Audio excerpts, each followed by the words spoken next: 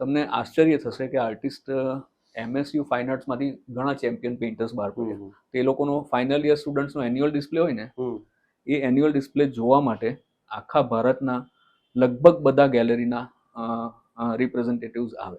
એટલે ત્યાંથી એ લોકો આઈડેન્ટિફાઈ કરે કે આ છોકરા કે છોકરીમાં દમ છે અને આ આગળ વધશે. ત્યારથી એ લોકો એ આર્ટિસ્ટની કેરિયર ફોલો કરે અને પછી યોગ્ય સમયે થોડી કેરિયર આગળ વધે એટલે એની આર્ટ બાય કરવાનું ચાલુ કરે અને પછી એને ડેવલપ કરે. ગેલેરીએ ડેવલપ પણ કરવો પડે આર્ટિસ્ટને. ગેલેરી આર્ટિસ્ટમાં ઇન્વેસ્ટમેન્ટ પણ કરે, એના શો કરે, એના કેટલોગ બનાવે, એને ગાઈડ કરે, સ્પેશિયલી સાઇઝની બાબતમાં કે ભાઈ તું આ સાઇઝ બનાવ, આ સાઇઝ વધારે વેચાશે.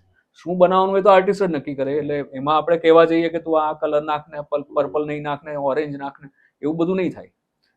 સબ્જેક્ટ આપી શકે ગેલેરી કે તું આટલું સરસ આ કામ કરે છે તો ફેસ્ટિવલ્સ ઓફ ઇન્ડિયા પર એક સિરીઝ બનાવ, તને એ ગમશે, એ તારી ટાઈપનું જ કામ થશે, કરવાનું તારે છે પણ આ જરા વિચાર. તું પિલગ્રીમ પ્લેસીસ પર એક સિરીઝ બનાવ કે નાથદ્વારા, બનારસ, ઉજ્જૈન, દ્વારકા, કેદારનાથ, આ બધા પ્લેસીસ ને ત્યાંના માહોલ પર એક સિરીઝ બનાવ.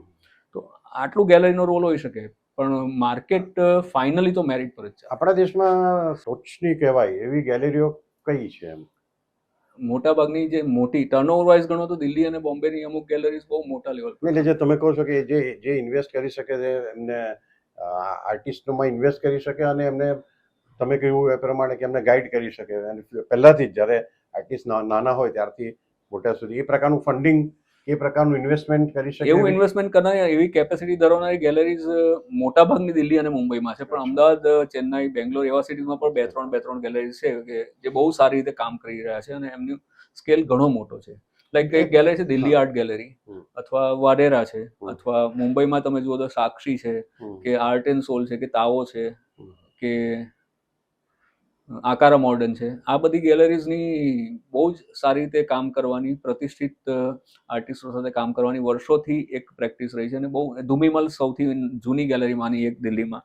આ લોકો બહુ મોટા સ્કેલ પર કામ કરે. વિક્રમભાઈ મીન્સ મને આ તો ગઈકાલે રાત્રે એક અલ ચાપો નામની એક નેટફ્લિક્સ પર સિરીઝ જોતો હતો. બે રિયલ લાઈફમાં પેલા ડ્રગ લોર્ડ હતો, વિશ્વનો સૌથી પૈસાદાર. તો એમાં એક કેરેક્ટર છે જે ભવિષ્યમાં પ્રેસિડેન્ટ બનવા માંગે છે, મેક્સિકોની. તો એની વાઈફ, પેલો હસબન્ડ વાઈફ એમ સંબંધ નથી હોતા પણ એને પ્રેસિડેન્ટ માટે કુંવાર એવું સારું એટલે લિવિંગમાં રહેતા હોય છે.